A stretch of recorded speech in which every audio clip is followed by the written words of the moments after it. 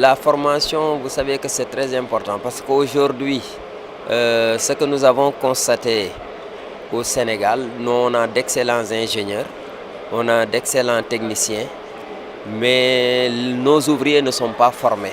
Et un bâtiment, le bâtiment c'est un tout. Le plus souvent on dit si le bâtiment va, tout va. Le bâtiment c'est un tout, ce n'est pas l'ingénieur qui va prendre la trouelle pour faire la finition. Vous tous, vous savez que si vous allez chez vous pour ouvrir les coiffeuses, il y a toujours des problèmes. Donc ça ne glisse pas comme il faut. Alors qu'en réalité, si nos ouvriers étaient vraiment bien formés, donc le problème ne se pose pas.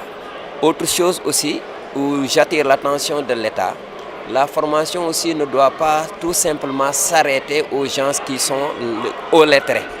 La plupart des ouvriers sont des illettrés. Il faut qu'on essaie aussi de les accompagner, de les former pour qu'ils puissent vraiment fournir aussi un travail de qualité. C'est pourquoi j'ai vraiment beaucoup insisté au niveau du panel sur la formation. Ensuite, j'ai aussi insisté sur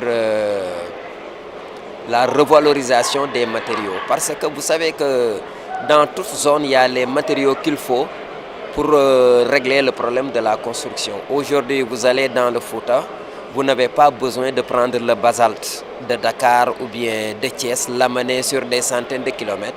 Dans ce cas, le camion de 20 mètres cubes qui doit coûter 600 000 à Dakar va vous coûter 1 200 000 au Fouta. Donc vous allez voir que ça, ce sera un problème.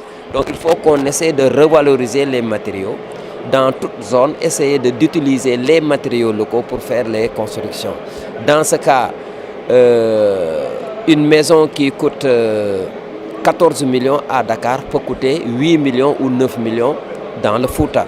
Mais dans le cas contraire, les gens ne pourront pas imaginer maintenant une maison qui coûte 14 millions à Dakar, le vendre à 20 ou 25 millions dans le Fouta. Donc, et tout ça, c'est des choses qu'on doit améliorer pour régler vraiment le problème. Et en dernier lieu, j'ai beaucoup insisté parce que sur le problème des inondations, actuellement, depuis des décennies, nous sommes confrontés à des problèmes d'inondation dans le pays. Et tout ça, c'est causé par le fait de ne pas régler les problèmes des préalables à la construction. Avant de commencer une construction, il y a ce qu'on appelle les préalables. Au niveau de ces préalables, maintenant, il y a les préalables avant l'achat du terrain, c'est-à-dire l'aspect juridique, est-ce que le terrain n'est pas litigieux? L'aspect financier, ça doit coûter combien? Mais aussi, il y a l'aspect aussi technique. Est-ce qu'il y aura des affaissements au niveau de la construction? Les risques d'inondation, les risques d'affaissement, les risques de... Tout ça, c'est des choses qu'il faut régler avant le choix du terrain. Une fois le terrain est choisi, maintenant, il y a des préalables aussi qu'il faut continuer, c'est-à-dire le choix de l'architecte. Il faut qu'on intègre les architectes parce que ça ne sert à rien de construire une maison qui coûte des centaines de millions et ce n'est pas aéré, ce n'est pas éclairé. Mais si on s'attache des services de l'architecte, tous ces problèmes seront réglés. Et le choix aussi des matériaux. Il y a actuellement les matériaux locaux qu'on peut utiliser, l'éco-construction. Essayer maintenant de minimiser carrément, voire même rendre nul maintenant donc l'utilisation d'énergie.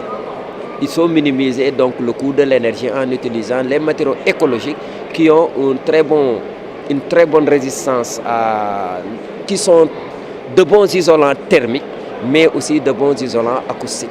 Et dans ce cas, donc, je pense que si on s'associe et on essaie d'allier les forces, on pourra vraiment aider l'État pour atteindre les objectifs de son plan stratégique de développement 2025-2050.